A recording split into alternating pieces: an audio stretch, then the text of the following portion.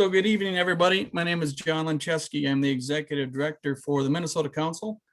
And I will mainly be showing a slide presentation, or that let you see my face for a minute first. I'll just mention that I actually joined Trout Unlimited more than 35 years ago when I was in high school. So a longtime TU member, belonged to several chapters, and I'm pretty nutty about it. Some would say I'm a little obsessed with trout and steelhead fishing. I don't really believe it, but I am very passionate about our cold water resource and doing all we can, both on advocacy and in restoration, to make that happen. So I'm going to take a shot at sharing my PowerPoint. There we go. Can you see that, Bob? I can't see it yet. Okay. I'm going to just, I know this works. Try this one more time. Yep, I can see it now, John. Okay, there we go.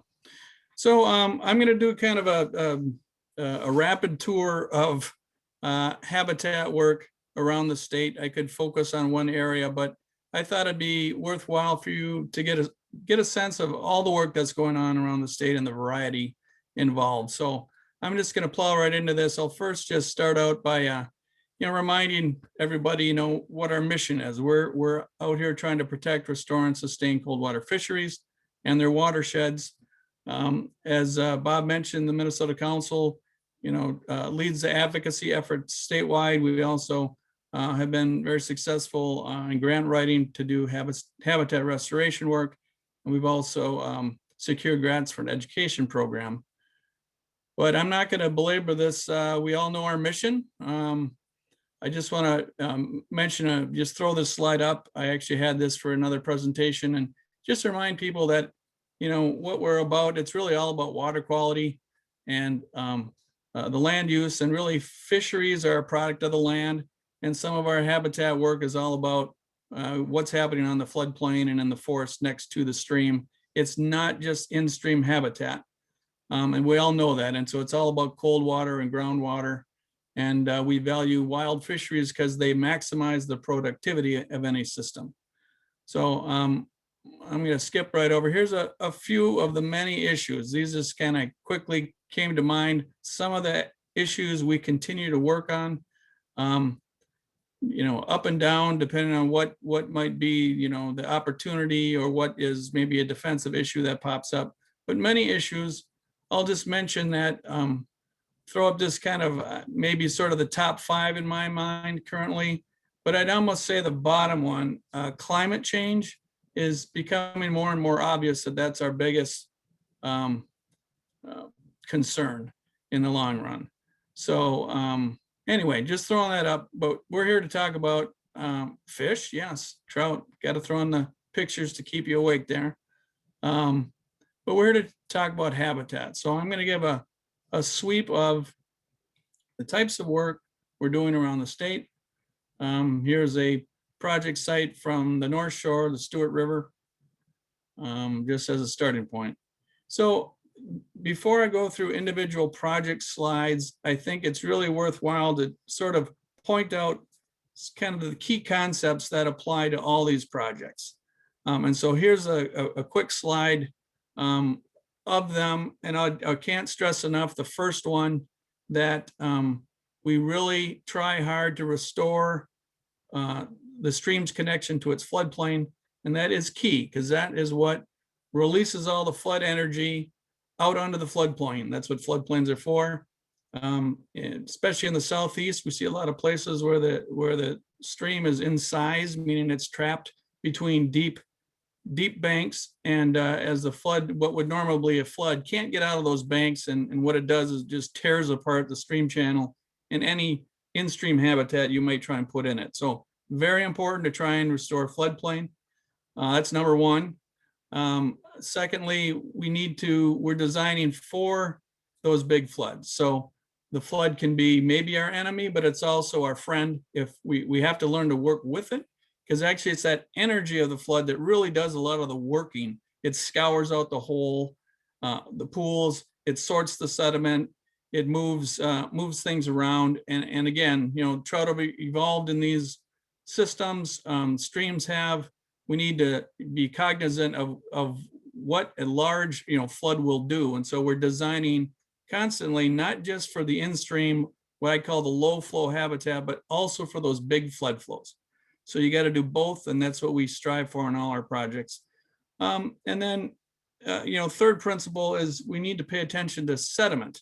And 20 years ago, I didn't really appreciate this myself, that you really need to pay attention to the sediment loads, because they will, fill up your channel, make your channel wide and shallow, scour down to, head cut through your project. So we need to pay attention to the sediment loads and realize that sometimes we have some sites where the sediment loads are just so heavy that we probably shouldn't be working there. So we've learned a thing or two, but I'll just say we got to pay attention to sediment, otherwise it'll just fill in our habitat.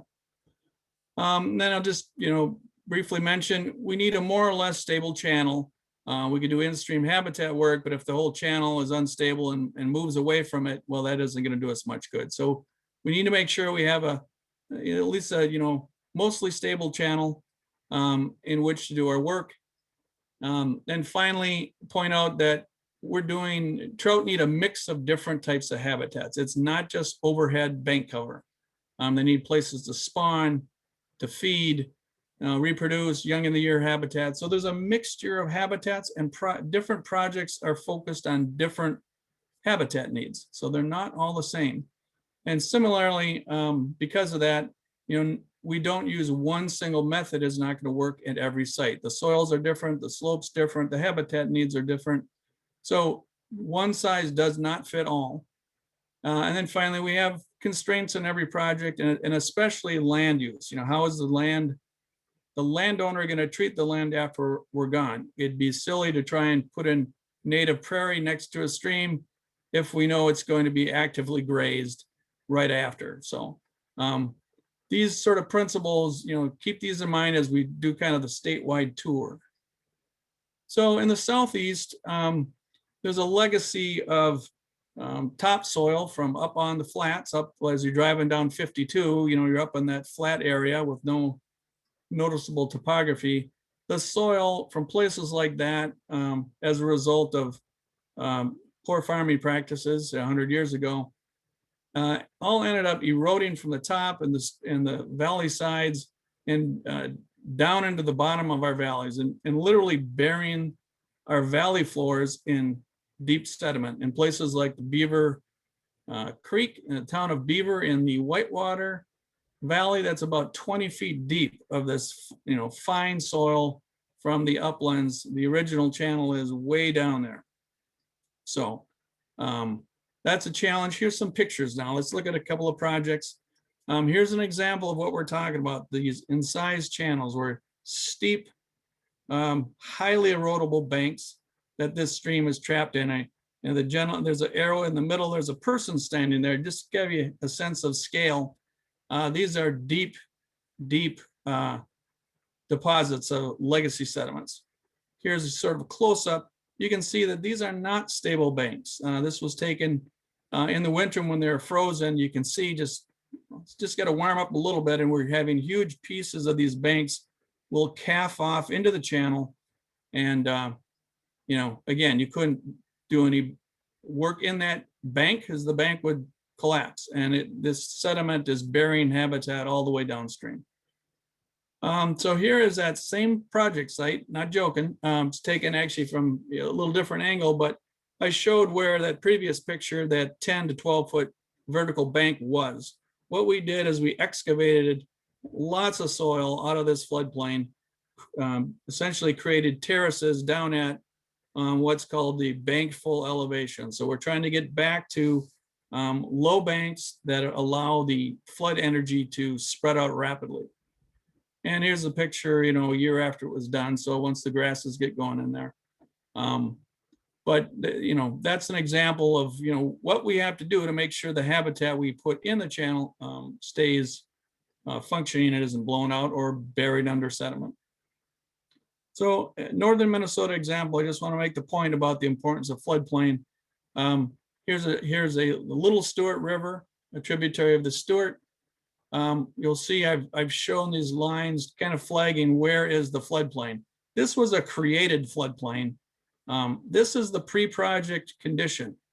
We can talk about this later, but sediment transport and problems here. The channel was blown apart. There was no channel, so there's no habitat in here. The water is trickling underneath this boulder field. But you know, after the project, not only did we create a appropriately sized channel, but we tried to maximize the amount of floodplain so that future flooding can, you know, move that energy out of the channel. Here's another example. This is from the lower end of Hay Creek, where actually that channel was very wide and sandy, and we actually pulled down some of the bank. You can see on the left, which is a vertical bank, and actually filled in some of that, the channel, to keep the low flow channel the appropriate size to move the sand in that system. Otherwise, what we had was a wide channel filled with sand that was about 6 inches deep. So real important to reconnect floodplain. One more example. Here's a dinky little stream, Newburgh Creek down in the Wiesel Creek system. Again, small stream, really that legacy sediment. You'd think, wow, is it really that important there? So we did bring it down, you know, created those benches again, but this is why it's important. Even these dinky little streams get big floods regularly. So if you open up the floodplain, the power of that flood doesn't tear up the banks, it just flattens the grass and keeps the in-stream habitat intact. And just throwing a fish picture in to keep you guys interested. You'll see a few of these today. So this is from that little Newburgh Creek. Actually, a really good population of browns, and sometimes the brookies are pretty nice as well. But okay, so I mentioned, so we talked about restoring floodplains. Now I just want to highlight again that we designed to work with the floods, because the floods are what shape the channel. And it's important to remember that energy has to go somewhere. So we're always thinking about, where is that energy going to go? If we constrict it here, where will it go and what will it do? It provides the power to scour out things. So we want to direct it where we want scour, and you know, make sure the excess energy can go somewhere else. It's real important. It moves our sediment. And some projects we actually, they're somewhat incomplete. We're counting on floods to do scour and deposit sediment in certain places that we have in mind. So some projects, they're not done until we've had a couple of floods. So here's a few examples of directing flood flow. This is a feature called a cross vane, or rock cross vane. Here's an example of one on a project on the Sucker River in northeastern Minnesota. This is the North Shore River. You'll see this big sweep of the rock cross vane. Again, as the water goes over the arms, it's directed to the center and it scours out a deep pool in the center. So we need high flows to do the digging to create those pools and keep them open. Here's an example of one on Rush Creek down in, I believe, Winona County. This is about as, you know, far down in the system as you can get before you get to Pine Creek.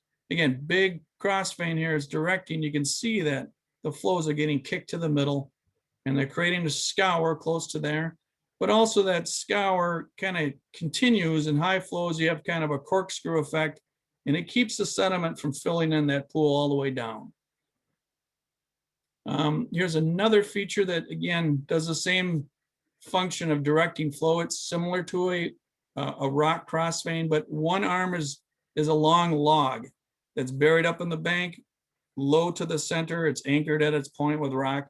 And then the other arm is, again, like a rock cross vane, but it does the same thing. It directs the flow, creates scour right along this log here, and then directs it down along a pool. Type of fish you might see on that Stewart River project, you know, native brook trout up there.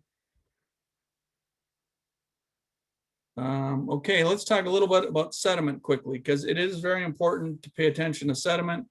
Kind of the bane of our of some projects and of our world is actually sand. And I threw in my little statement there that sand is a desert even when it's underwater, right? Nothing lives in sand. And This is right above the Hay Creek project we did. You know, there's no food production areas here. There's nothing lives in sand, but I think maybe some midges do. But there's no pools, no habitat, no food production areas, and it continues this way for a long ways upstream. And this was the pre-project conditions downstream. Even when there's a lot of wood falling in off these highly eroding banks, look at the channel. It's still very shallow and sandy. Very little habitat. This is post-project where we've narrowed it. And again, you just narrow it and it'll flush that sand. Another picture, again, there's, you know, just makes it wide, full of sand. We need to narrow it, and then it'll maintain a clean gravel bottom with food production areas and habitat for trout. Even in dinky little streams, this is the Trout Brook by Meesville. Tiny little stream, but look at how wide it is here. And what's obvious is look at all the sand. So when the channel is too wide, it just can't move that sand. And so the sand drops out and you get that situation. Here we've narrowed it, and it's flushing the sand pretty quickly. This is again Trout Brook in Meesville. And very quickly, you know, the trout, you know, it exposes the gravel, and the brook trout were mighty thrilled. So a lot of good brook trout spawning in that project reach, and that's all made possible just by narrowing the channel. Because that rock is there, it's just been smothered under sand. So another example of the importance of flushing sand, I'm going to give you the big scale version. This is the Straight River by Park Rapids. You can see a lot of fine sediment here. It's already beginning to sort, and I'll tell you why. But that stream was extremely wide. It's as wide as the Red River of the North, this huge river, but just a fraction of the flow. So to narrow that stream to move, get sediment to move, because of it, it was basically laying in a big, you know, wetland. We worked with the DNR, basically the firefighting crew, and they used it as a training exercise and helped us to helicopter trees into the stream channel. Volunteers staked those in place. And this is what it looked like afterwards. You can see these series of trees put in the channel, including, I'm pointing out this bend here. We have a series of trees in there. So that work was done in early June. Again, some more pictures of that. We're trying to block off flow and force it, trying to get it to meander a little bit. So here's the, you know, about 6 months after the project was done. The original, the pre-project site was about this wide. If you look at the after picture, you can still see that old original where the bank was. But look at how much, you know, we've slowed the flow and sediment has filled. In fact, we got weeds going in there. So we've significantly lowered, narrowed the channel, and it definitely deepened. I don't have a slide of the survey data, but it did scour a deeper channel. And the fish appreciate it. It's kind of a unique setting here. You can get the cattails break off and lodge against a tree, and again start building bank very rapidly. So this is a straight river, known for, you know, nice brown trout. Just trying to keep you awake here, folks. So channels, you know, sediment transport, channel stability, you know, that's important for in-stream habitat. So I showed this picture before. This is the Little Stewart after the big 2012 flood. It blew apart the channel and deposited huge amounts of flood debris. The channel was gone. It could no longer move any additional thing coming, material from upstream. So point out this little arrow here pointing at the willow tree. So same arrow, same willow tree. Here we've created this, recreated a channel, got the right dimensions to move sediment in the future. We've created that floodplain on either side. Lots of deep water here. Some nice, you know, woody cover. This is a steelhead nursery area. Here's another example, kind of a compound feature called a Trout Hotel. But again, it creates these undercut all along the log and very deep pools. And this is aimed at steelhead, spawning steelhead. This is a steelhead juvenile area. So important production area for the Stewart system. And so that project was focused on what was the need of that fishery, which was a place for juvenile steelhead to survive through those cold winters. So Bob asked me to just say a word about, project selection, just sort of answer people's questions in advance. Is like, well, how do we select projects? And first and foremost, we consult with the DNR fisheries managers to see, what are their priorities. They know their area best. What are they seeing? What do they think is the highest priority from a habitat perspective? And then also the chapters and chapter members. And so we typically each winter then early in the year, have a meeting with DNR and the TU chapters and Minnesota TU. And we talk about possible ideas and start to put together a list from that.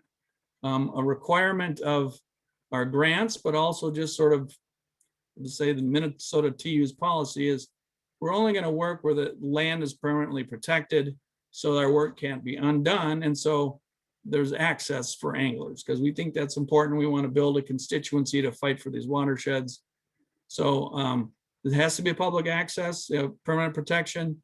We're mostly working where there's wild self-sustaining populations because we're doing habitat work with the goal of boosting the trout population. And that's, you need wild, naturally reproducing fish to do so. So we're looking where there's wild populations capable of using the habitat. And we look at limiting factors. Sometimes it's lack of spawning areas. Sometimes it's lack of feeding areas. Sometimes it's, just lack of deeper pools. And sometimes it's lack of shallow young of year habitat. So it really depends on the fishery and the limiting factor. But there's lots of different habitat features. And so again, we're consulting with the DNR to determine, what is the limiting factor? Will a habitat project address that habitat, that limiting factor? We look at, cost benefit. Sometimes the DNR will propose a half-mile long project that would cost $1 million. And we say, no, thank you. We're not going to ask for that kind of money for that. So we consider, the cost benefit. We want to get, do as much as we can for the dollars. And then of course, every funding request, we end up getting less than we ask for. So we always juggle projects at the last minute, but that's how we pick projects. And just, again, Bob said, hey, say a word about how these are funded. I'll just mention the vast majority of our projects is funded through the Outdoor Heritage Fund, which is one of the funds from the Legacy Amendment that voters passed in 2008. Those grants are actually, they're reimbursement based, which means we don't actually get any money to put in our bank account. We have the ability to get the expenses we incur reimbursed if we follow all the rules. So we do a lot of work, and contractors have to be paid first before we can seek reimbursement. So Trout Unlimited National is our piggy bank. And so they, in the construction season, say by September, they might have $500,000 or $750,000 that they've fronted that they're sure hoping the state of Minnesota reimburses them. So anyway, there is no cash that goes in our bank. These are reimbursement based. You actually have to do the project, pay the invoices, and you can get those invoices you paid reimbursed. Again, just trying to break up the words with the fish here as a northern Minnesota brook trout. So again, I've mentioned the diverse habitat needs. Let me just touch on that again. You can see the slide. We have spawning habitat, rearing habitat. Food production areas lots of times is overlooked. But when we think of habitat, for adult fish, realize that, trout, anybody who fishes a lot, you realize that the areas that trout feed include really large trout is not necessarily where they're resting most of the time or where they go to escape when hooked. So some features you might say, boy, there's that tree down over there. I don't really like fish around the wood. Well, when the fish are actually feeding, they tend to be up on the riffle. So, we're looking at the various needs. The fish do need to have a place to escape predators, places to feed, to rest, overwintering habitat. And then there's different types of cover, including just depth, which is often overlooked as that is cover. Just deep water is cover for trout. They'll hold out in the middle of a wide open pool if it's deep enough. So let's get to some more examples. Let's look at methods for going about this. We talked about cross veins to create scour. They're also used in this example to control grade. This stream after the flood was very steep, sort of like a chute, and so we have a series of cross veins that step the river down. Important just for creating habitat, but also if it's too steep, brook trout have a hard time getting up through that for spawning. Again, I mentioned these cross veins, they'll maintain a pool. Here's handmade cross veins, use the CCM crew. This is the Spruce Creek on the edge of Cascade State Park. Again, nice little brook trout stream. You see there's a series of rock veins that have created a bunch of nice little pools for brook trout. Another means of going about this is something called a J hook. We've seen some pictures of that, but it creates that scour. You can see where it's labeled pool. It creates that pool like right near the head of a bend. Here's again that picture. You can see it's creating a pool along the log, but it also then directs the flow along a long sweeping bend. And there's a lot of wood in here, which actually great hiding spot for trout. I just want to point something out because I'm guessing you're all anglers. Is look at the bubble line here. Some might complain, well, I don't want to cast into that stuff. Well, you shouldn't, because the fish aren't feeding in there. You fish the foam, the fish are either resting in there or will come out to grab an offering. But it's important, we have this nice, feature where we have nice flow parallel to the hiding cover. Another method I want to talk about, it's what I call the move it or lose it. So this is where the stream channel was, and you can see we've got these steep eroding banks. Even a little bit of water creates erosion at the bottom of this, and again, just brings in more sediment, dirties up the water, smothers habitat. So in this case, we actually move the channel away. So that's that same hill is in the background of this picture. We moved the stream to the front of the picture and created floodplain in between. Here it is after it's grown in a little bit. Again, that bank is back in the background. We got a nice floodplain, our vegetation starting to come along, but we've moved the channel, created nice habitat within the channel. But best way to address those really steep eroding banks, they're really hard to get after those. So another example of that, I'm going to mention, this is in the Blackhoof River system. It's in Namaji, located about 30 miles south of Duluth. In the 2012 flood, they had a huge amount of slope failures where the entire chunks of forest rode down these steep banks and just dumped into the stream and created, log jams like this, which you think, well, there's some woody habitat, right? Great. But what it did is it blocked the sediment flow. There's a lot of sand in the system. These log jams blocked sediment transport. And the result is it just literally started burying all the gravel and filling in the pools. Again, sand is a desert. There's no place for food to grow here, no place for fish to hide. So we proceeded to, remove all these log jams. So here's a couple of CCM crews we use to notch the log jams. But, the banks that are left, they're still oftentimes still unstable. Here's an example. It's kind of a clay sand bank, very unstable. It will continue to erode, and sometimes, if it erodes enough, it'll bring in more trees off the top. So again, we had to move the channel away from the slope. So there's that clay bank. We've moved the channel away. We've created a nice bench. It's called a bankfull bench. That's the kind of the normal floodplain elevation. Lots of nice, whole trees, root wads went into creating this bench. And there it is from a different angle, starting to grow in a little bit. But again, the entire stretch of river had a lot of these big eroding banks that were kept slipping into the river. And so now they don't have that water pressure against the toe. And they also have some place for any little bit of slippage to end up, which is on top of this bench. So briefly, I want to talk about project constraints. This is why each project's different. We have different site conditions. We have different types of soils. we have different amounts of sediment moving, whether it's sand or larger material.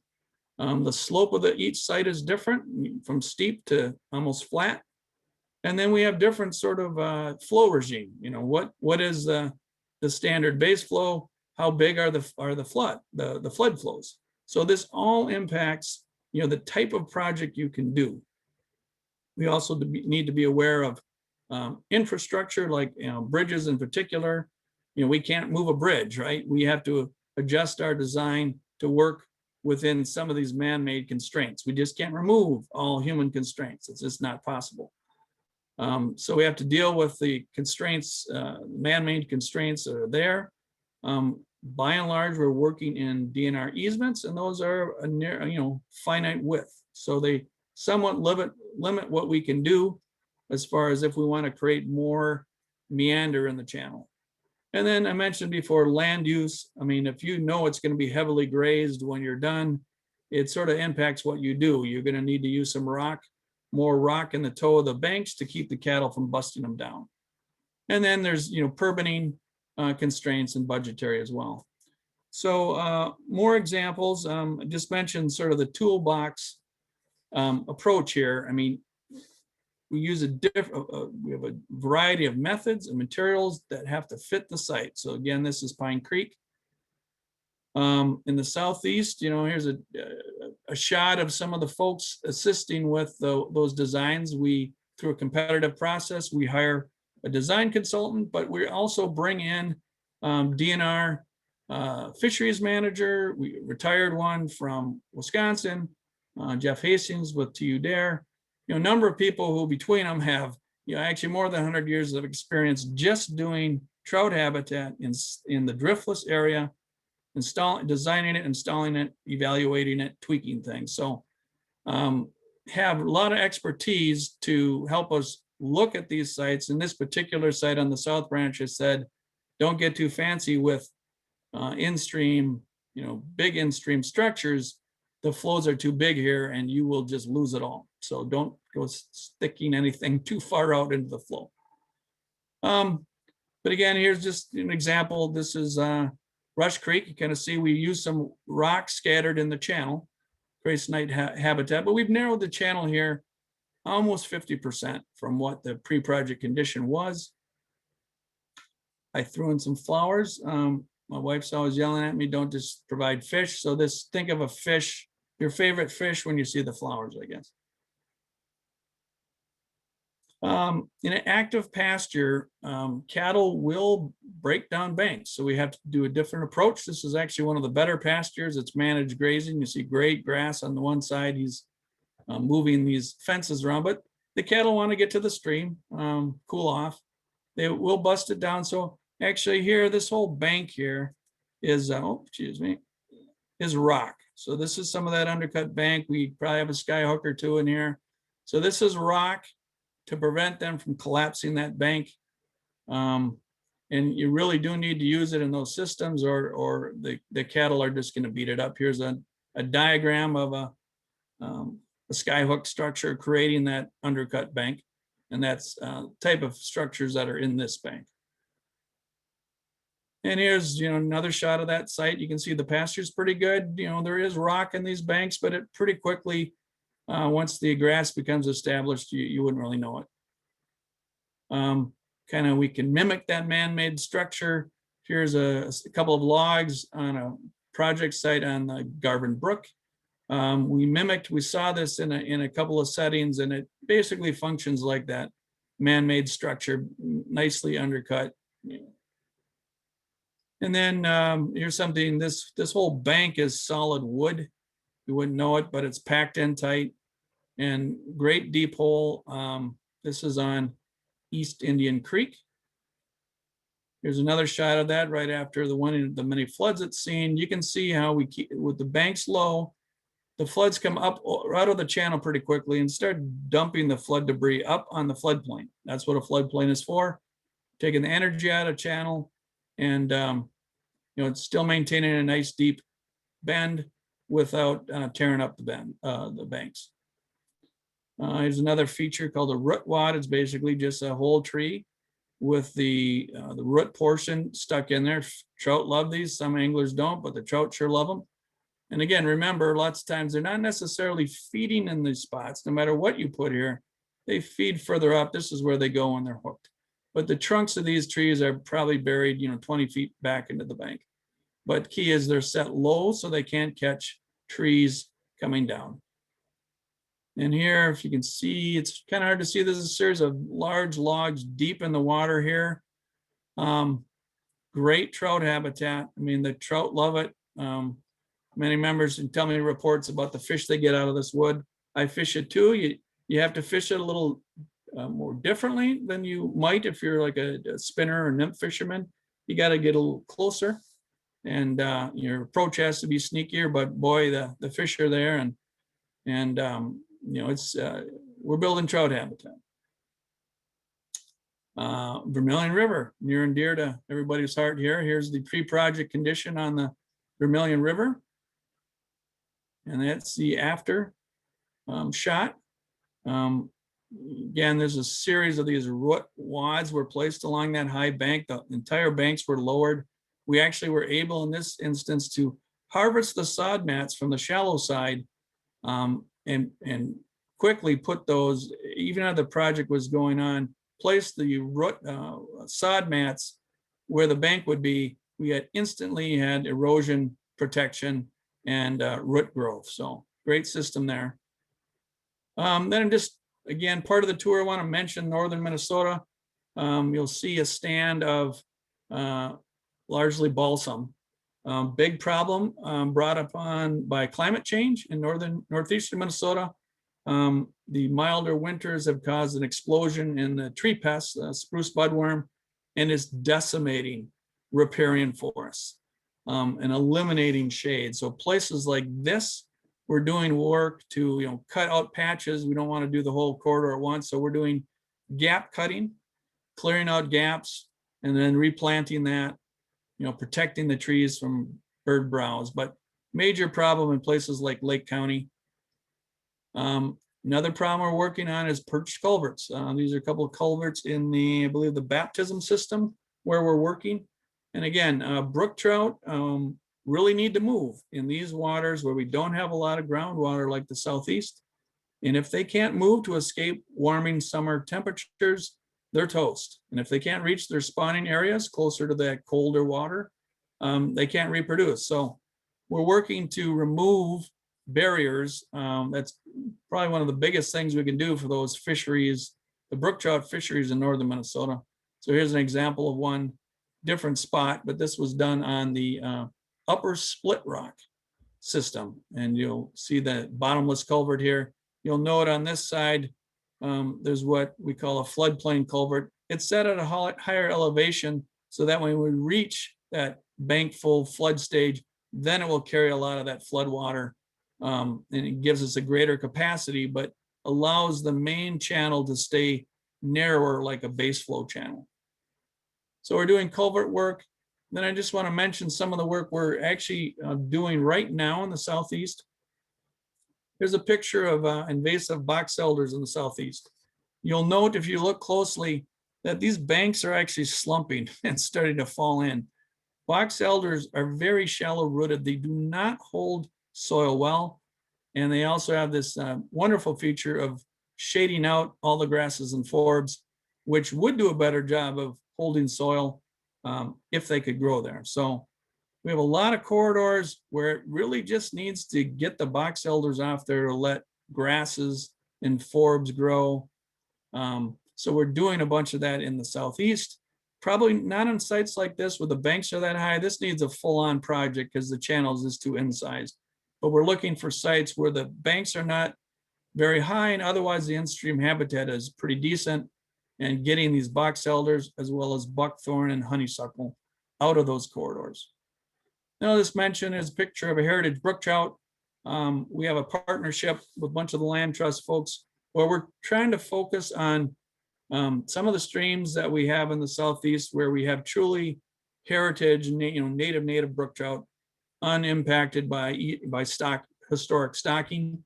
And so those, what we know about the habitat those fish prefer, if brown trout and brook trout are together in the streams, if we have too much continuous overhead cover, the browns will push out the brook trout.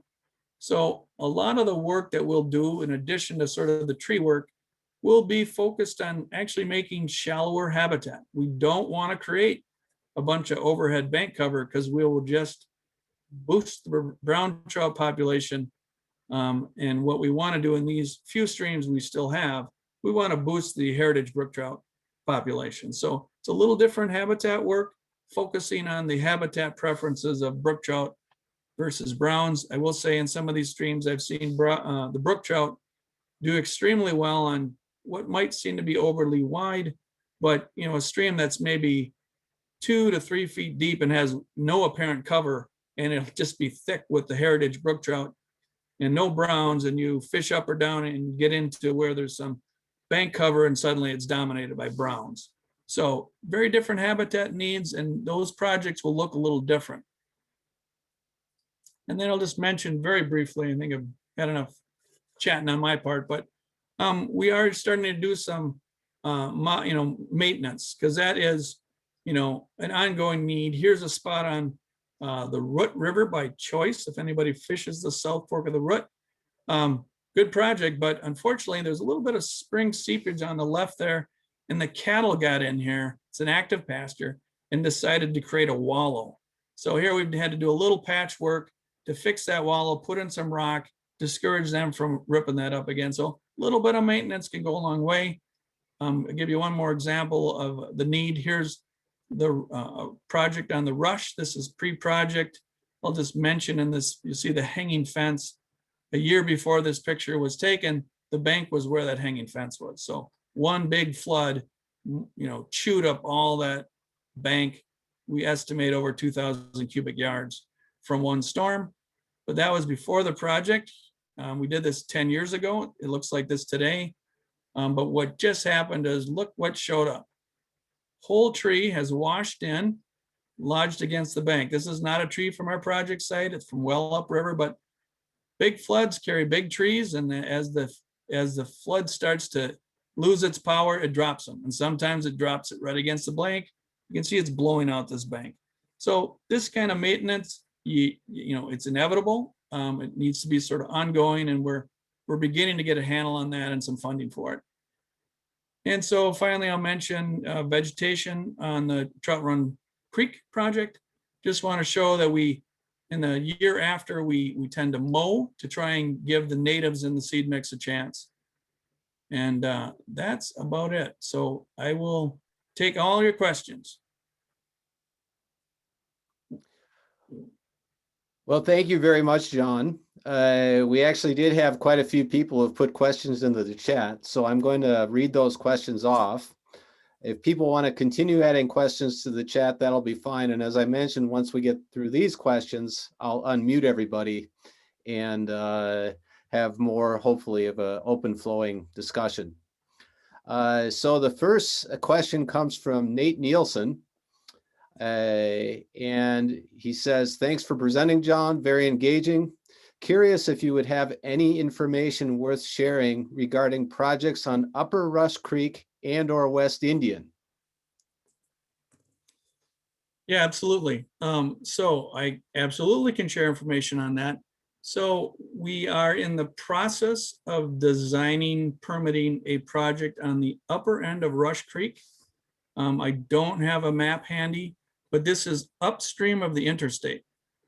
And in fact, if you go to the Lewiston exit on the interstate and turn north as though you're going to Lewiston, you'll go down and cross a tributary of the Rush, and then the Rush itself.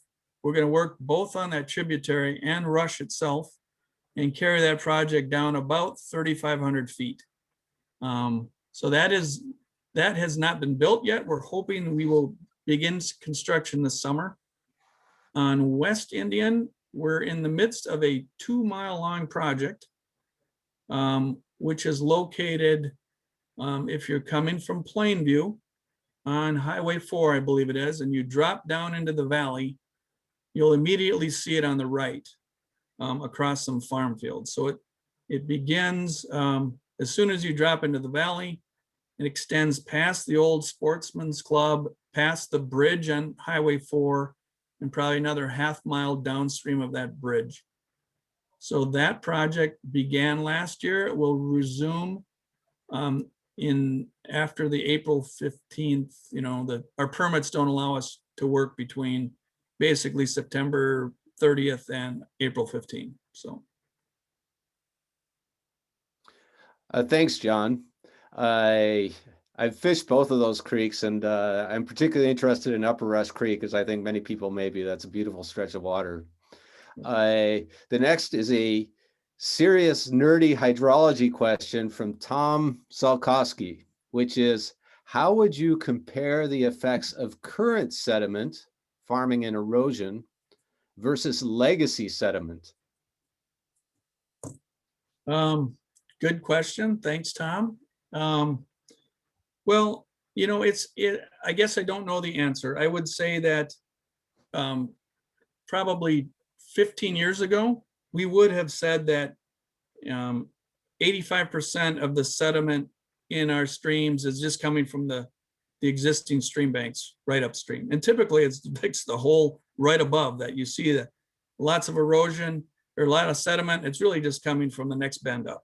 So with the current practices, I would say that, for a while, we were improving on land use as far as the amount of erosion.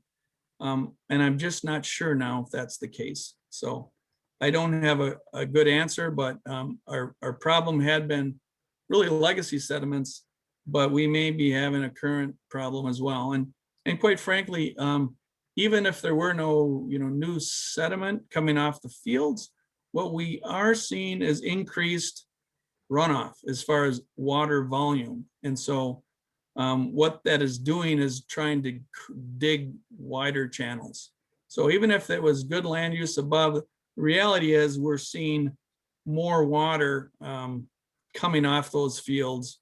They may not be carrying sediment, but just the sheer volume and the kind of rapid runoff is causing a whole host of other problems for the existing channels and sediments. Thank you, John. The next question comes from Lee Stowe.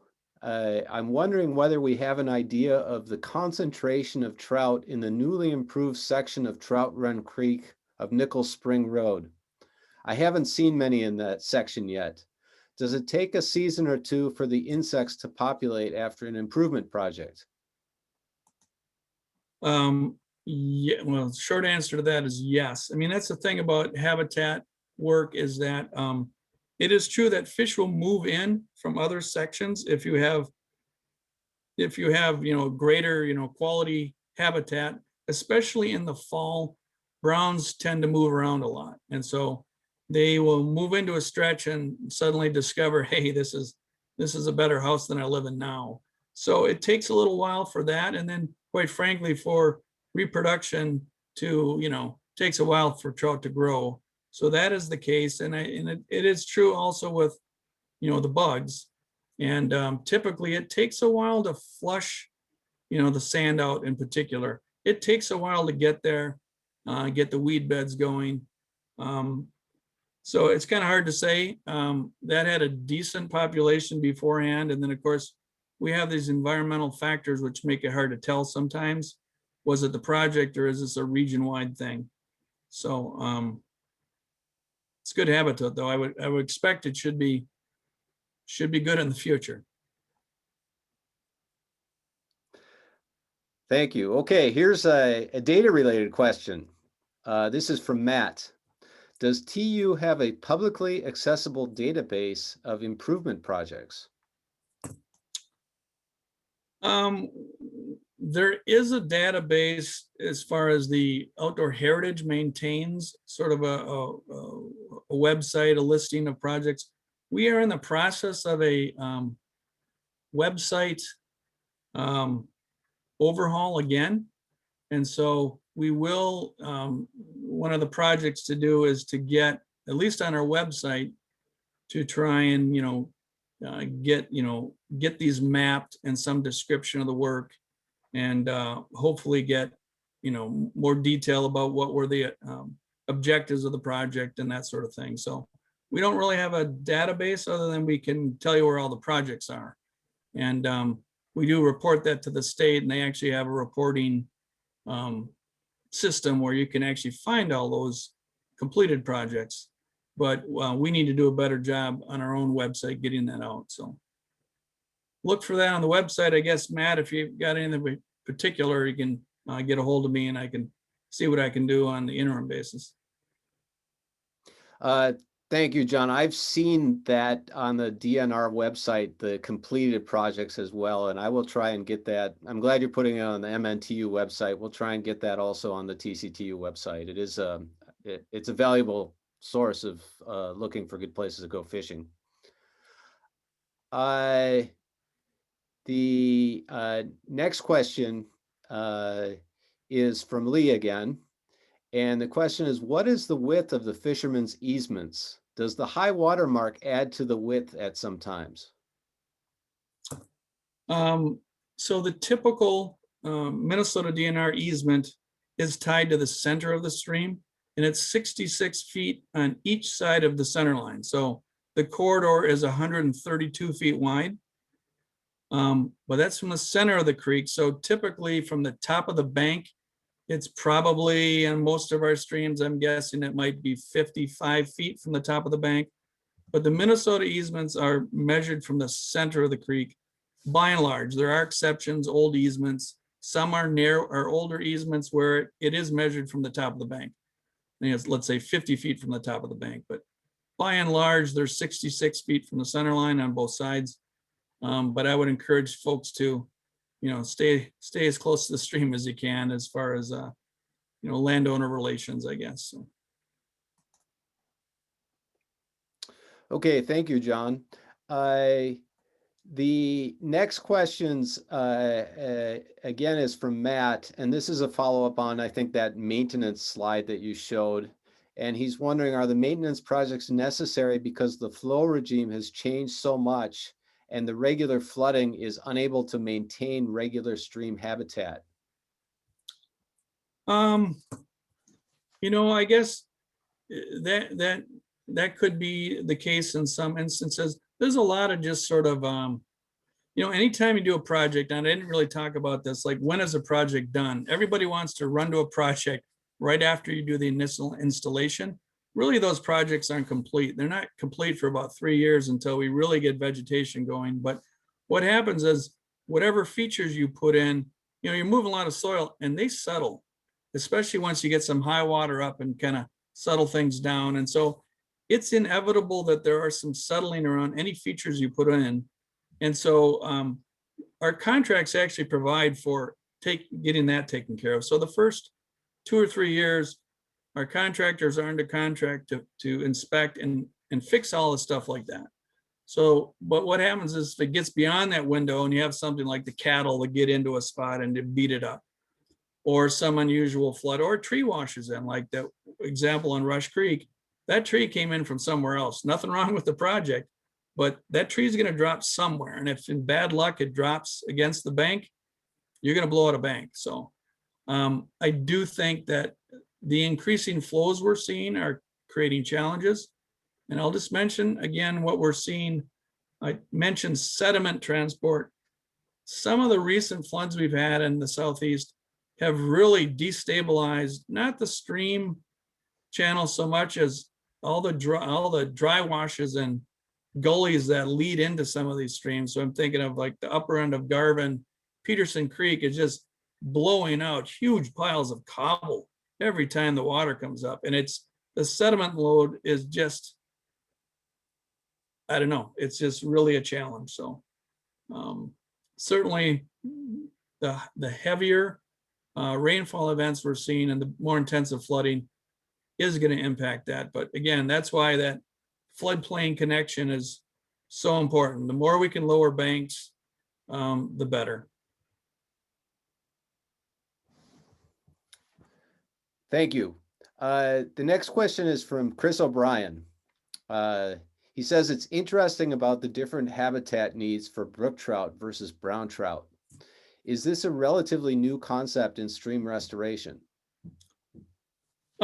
Yeah, there was the DNR did some research on this, Hawksmeyer and I think Dieterman, but there's some interesting stuff out there about that. And there's a bit of it being gathered over the last decade or two, but that seems to be, they really looked at this hard, and it seems to be what they're finding, because the browns will come in at spawning time in all these streams where it's mixed, but they tend to leave if there's no good sort of overhead bank cover. They tend to then just leave the system.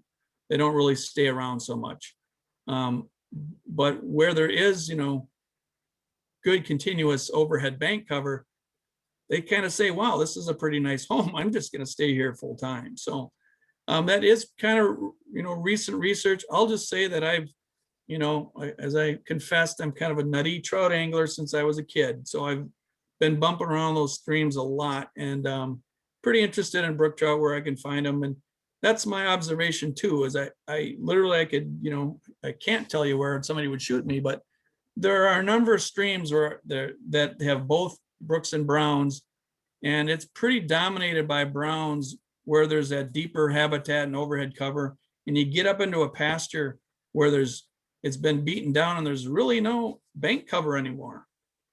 And the browns really disappear, and the brook trout can come on really strong. And it's amazing the size brook trout of these heritage strain, at least, you'll find out in this 2 feet deep water, featureless pools, if you want to call it that, where there's really nothing there. But what there isn't there is there's no browns.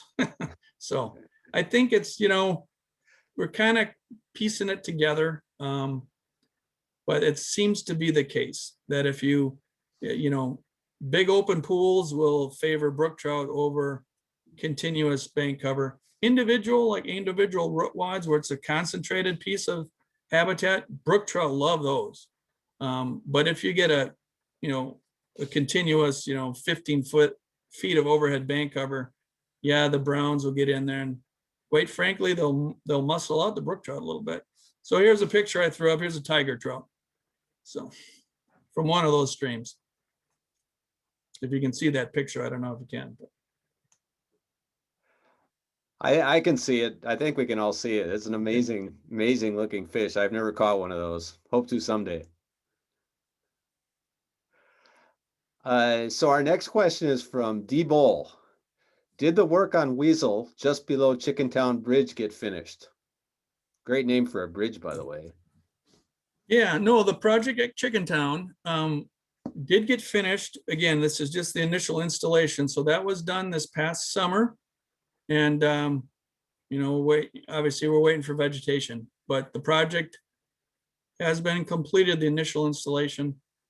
And again, we'll have inspections and repairs for the next 2 years, as well as 2 or 3 years of vegetation work, but it's been installed. So let's hope the browns move in there. Again, we're counting on that fall brown trout movement to really bring in more fish. I mean, there's some really nice pools in that project, swimming holes. So. Excellent. Here's another question from Matt. Is there significant no-till farming occurring in southeast Minnesota? Would this contribute to the sedimentation that occurs near agricultural land? There's some no-till farming going on. I don't know how widespread it is, but certainly if the more no-till, the better. So there is some. Now the whitewater system there's the Ag Certainty program. Some of you may have heard about in the news, where basically farmers can agree to use best practices for water quality purposes, and then they get a freedom from enforcement for 10 years or something. But so at least in the whitewater system, there's a number of farmers signing up for that. And so I don't know if it's all no-till, but it's grass waterways. I think they do a better job of keeping their soil on the field. And we all have a common interest. We want productive farmland staying on the farm field and not ending up in our river valleys and in our streams. Yeah, that's interesting, John. Chris O'Brien just recently posted something on our Facebook page about Cargill and General Mills, providing pretty significant financial support to farmers to move to sustainable agricultural practices, including no-till. And we're actually potentially hoping to get the, it was a NPR article, but we may be able to get that NPR reporter on a future chapter meeting. So please stay tuned. That'd be awesome. Yeah. The next question comes from Brad Wistrom, and it's about money. What is the funding for these projects for the coming year? Funding situation, especially with the governor's new budget, legislative climate for DNR projects like this? So the funding that most of our funding is this outdoor heritage fund, and it's a dedicated fund that is generated by sales tax. So the money has to go into this fund. It's free of the budgeting process then.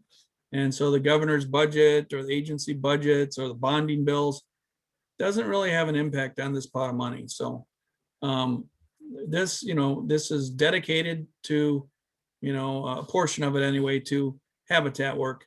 There's a clean water portion, there's an arts portion. So that it's really dependent on sales tax collections, and we thought it would take a big hit, and it actually really hasn't so much in the past year. So the fund as a whole is looking pretty good. We continue to, apply for these grants. And it's always a competitive process. We always do our best and hope for the best, and we've been fortunate so far. Excellent. I just have a couple more questions in the chat, John, and it looks like we will have some more time. So folks, if you do want to chat with John, actually over audio, I'll finish these last couple of questions and then we'll open it up. So the next one is from Evan Griggs. What are the most exciting new projects happening in 2021? Wow. Most exciting. Wow. Well, I guess I'd have to say, for me, probably it's up north that I think we'll start to do some culvert replacements, which I think is huge to get into that area. So it's something different. And so I think it's pretty exciting, but we've now added a project manager just in the southeast. And so our work to do, in particular, this tree clearing, but also the kind of the inspection and maintenance, that's going to pick up. So I actually think that the opportunities for volunteer-based helping on projects is really gonna skyrocket as soon as we get past this COVID thing. So we'll have a lot more opportunities identified, and Dusty can work to coordinate volunteers on a lot of that work. So I guess to me that's pretty exciting, but it's really still frustrated by the COVID stuff. But yeah, it's tough. We're all hoping we can get vaccinated and get out on those streams together. Next question is from James Sauter. There have been some major issues with large manure runoffs in some Wisconsin streams. Have we seen much of this in Minnesota? We do see it sometimes. In fact, I think it was about a year and a half. I think it was October of 2019. There was a fish kill on Garvin Brook. And, I know from talking from people who know and an agency that they may get muzzled from being direct with others, but they said the upper end of that, the upper end of the watershed had manure spread like 2 feet deep all over the place across the fields right by the stream. And they had one rain event and boom, they had a big fish kill. So it happens. That wasn't a feedlot, but again, that was spread. That was the disposal of the manure from the feedlot. So it is a problem. I don't know how widespread it is, but it happens. And it's an ongoing battle. There's a bill actually in the Senate that is going to be heard tomorrow where they are proposing to remove the restrictions on manure application from feedlots. So no restrictions on time of year. Go ahead and apply it on frozen ground. So it's a problem, and we'll continue to fight it as best we can. Could use more help on all that stuff. So, but good question. I mean, it's something to watch and, send letters and, we need a little bit more balance in the state, so. Well, that, John, may have been a good segue to the next question, which is from Paul Algren. Thanks, John. Always informative. Is there anything a quote unquote regular TCTU member can do to help out? Yeah, absolutely.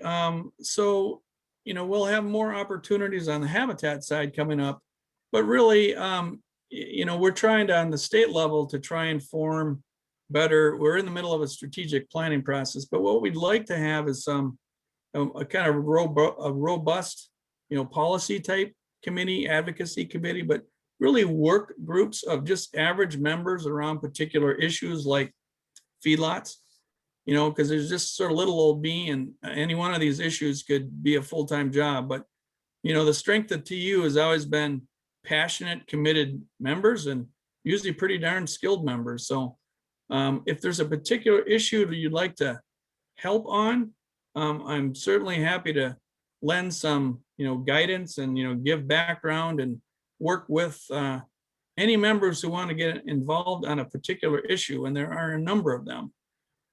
So, shoot me an email and try and be specific, like what captures your imagination, like what really bugs you that you'd like to work on, and I'd happy to do that. Again, as soon as this COVID thing gets passed, we're gonna have a lot of opportunities for habitat work, including, as I mentioned to Bob, there's a acquisition of a parcel on the Little Cannon River. So I think there's an opportunity there for volunteer-based work on, our favorite buckthorn. But no, anybody just send me an email anytime. I'm super busy, but I'll try and respond. If I don't get you in the first day or two, don't lose heart. I eventually get to them. It's just a really busy time, but appreciate your offer, Paul. Yes, thanks. Thanks for that question, Paul. And our local chapter also is going to be, I think, doing a lot more this year on habitat work, on education, and on advocacy. And we will be sending out some information in our newsletters about how you might sign up to volunteer for some of those efforts. John, I keep getting more questions, so I'm going to read just a few more, and then, as I promised, I am going to open this up.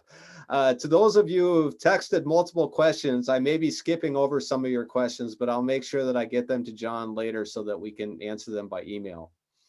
But here's one from Charles Phelps. Do you get the sense that the brookies have always enjoyed the featureless habitat you described, or is it a relatively recent adaptation by the brookies because the browns bully them out of sections of water that have more cover? I would just be speculating, but I will say that brook trout love overhead cover and wood just as much as a brown does. So I do think they're getting bullied out of pools. Personally, that's my observation. I'll just throw in one little tidbit for fun. So I fish a lot of these streams that have both, and you often hear, oh, the brookies are the greedy ones, or the ones you catch first, and they're so gullible.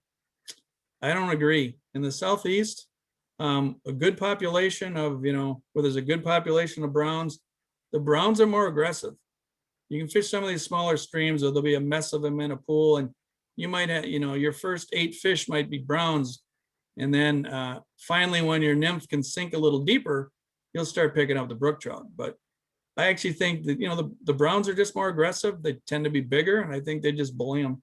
So this is just speculation on my part, but I just know from brook trout elsewhere in the state where there aren't any browns, they're in all that kind of good wood overhead cover that the browns would be in. So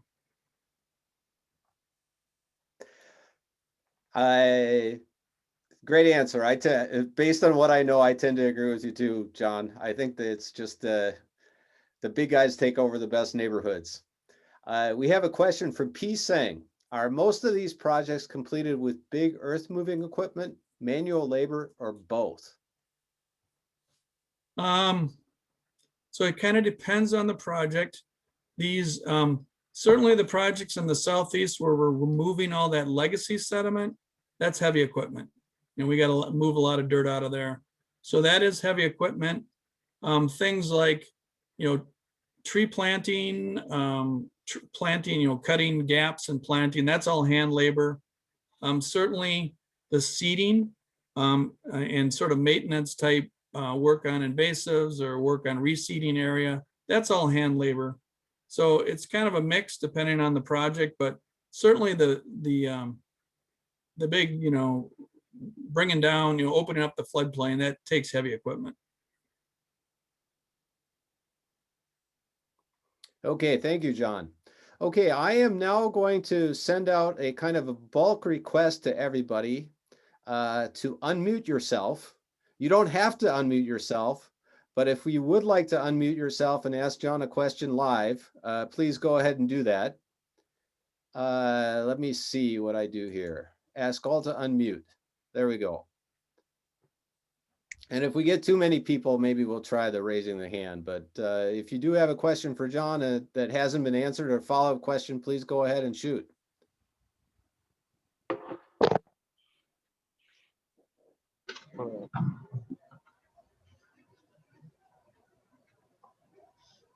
I was just working here. What happened? All right, I'll go. Hey, John. Curious if the Minnesota TU has an actual fisheries biologist. I know that some other states, for example, Utah, have biologists that work for TU of the state, but I've been unable to find that sort of information for the state of Minnesota. No, so Minnesota TU does not have biologists on staff or whatever. We have me and we rely upon, our partners, DNR fisheries folks for sort of the biology stuff. So yeah, as well as, up north, it might be fish and wildlife or even forestry, but we don't have biology, we don't have that kind of staff.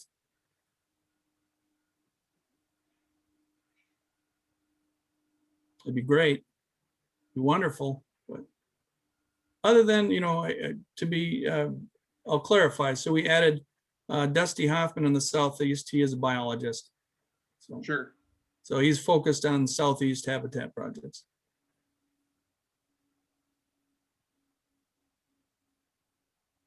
Yeah, John, I've I think emailed you about Spring Valley Creek.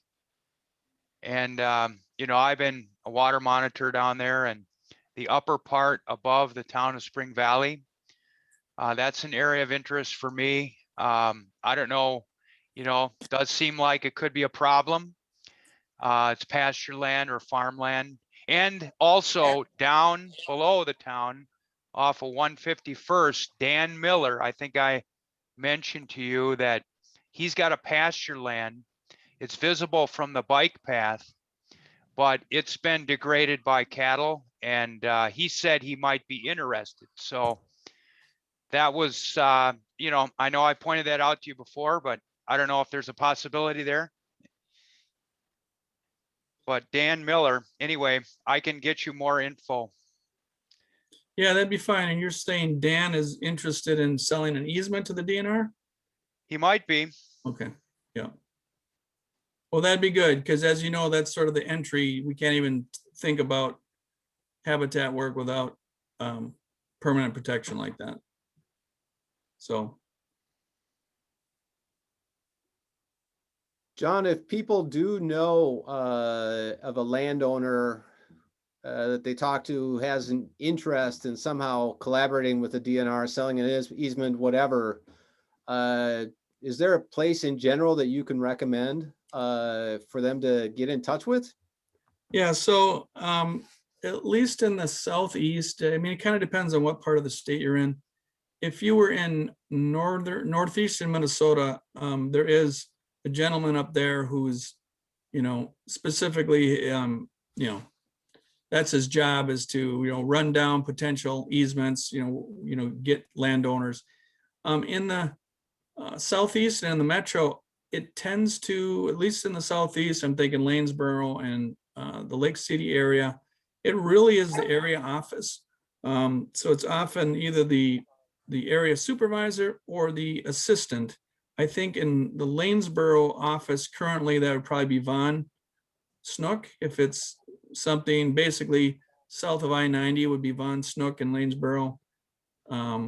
North of the Whitewater, it would be the Lake City office, and probably talk to Kevin Stoffer, who's the area supervisor. And in the metro, I'm not sure if it's TJ debates or not, but unless they have a dedicated person when they're kind of short on that staff, usually your starting point is the area fisheries office and the area fisheries supervisor. And you can find those online pretty easily. But if you got a solid nibble, just let me know too. I can steer them that way as well. Okay, well, I have one last question that I received by chat that I think is going to be of interest to a number of us. And that is whether there's been any discussion of doing a habitat project on Bell Creek near Welch, which is actually part of the TCTU metro area. Right. So that has been on my radar as well. I'm not sure about an in-stream project at this point. I mean, it really, we got to work with the Kevin Stoffer out of Lake City. But I had talked with him about even just as step one, think about taking off the boxelders that tend to be all falling in and blowing out more banks. So I'm very interested in that, and arranging that and providing some, whether that's a volunteer-based effort or a combination. I do think that's a real good project, real good opportunity for the chapter. I'd love to see the chapter work on that. And like I say, there's going to be this great property on Little Cannon opening up. But even on Trout Brook, I could see especially like some buckthorn work there. There's a lot more work to be done. We will be doing a second in-stream project. We'll start the design pretty soon on that. But as far as Bell, if you got ideas, get a hold of me. We can get a hold of Kevin Stoffer and see what might be possible there, because it's a great resource. I mean, we don't have a lot of options so close to town. So yeah, I think that's a very interesting stream. I just heard a dog barking, which is actually my 2-minute warning. So thank you to whoever that dog was that reminded me that we need to wrap up this meeting. First of all, I'd really like to thank John for his presentation, the work that he does for us and for TU. Yeah, clap your hands if you want, or give a thumbs up in the reaction or whatever you do. It was really, really valuable. And I want to thank all of you for attending. You asked some really great questions. There were a few questions we didn't get to, so I'm going to make sure that we do get answers to those questions and provide them to you. We will also provide a video link to this, a link to the video of this. We have recorded this meeting, by the way.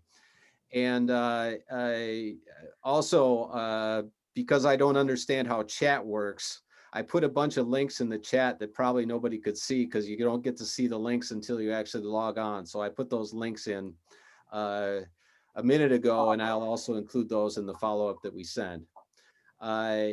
Finally, I would like to invite all of you to attend our next chapter meeting, which will be a month from today, on, I believe, Tuesday, March 23rd. Something completely different. We're going to have Walter Weezy, who is a famous guide based out of Livingston, Montana, has published 3 books on trout fishing and is a very innovative fly tyer. And so he's going to be talking about some of that stuff that is going on out in Montana. And, right when we're in the middle of mud season in Minnesota, I think it'll be a great time to start dreaming about possibly a summer trip out to the Yellowstone River. So anyway, thank you again, everybody, for attending, and I hope to see you again next month.